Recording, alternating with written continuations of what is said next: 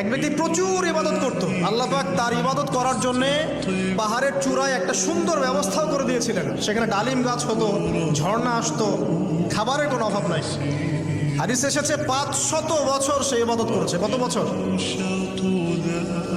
কিয়ামতের মাঠে এই ব্যক্তির অবস্থা এমন হবে, তাকে জান্নাতে প্রবেশ করানোর জন্য নিয়ে যেতে বলা হবে যাও আমার রহমতে জান্নাতে চলে যাও। আল্লাহ পাক তাকে এই কথাটা বলবেন, কিন্তু এই ব্যক্তি বলবে আমার আমলের কারণে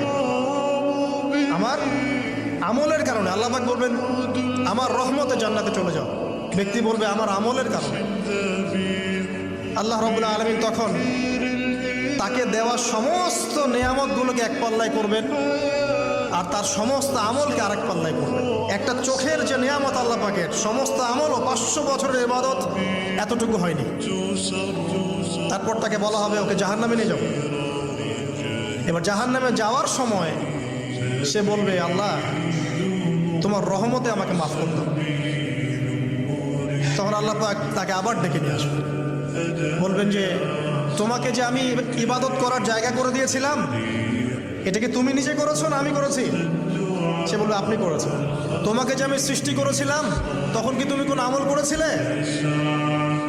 বলবে না। তাহলে তোমাকে যে সৃষ্টি করেছি আমি, এটা কি তোমার আমলের কারণে? না।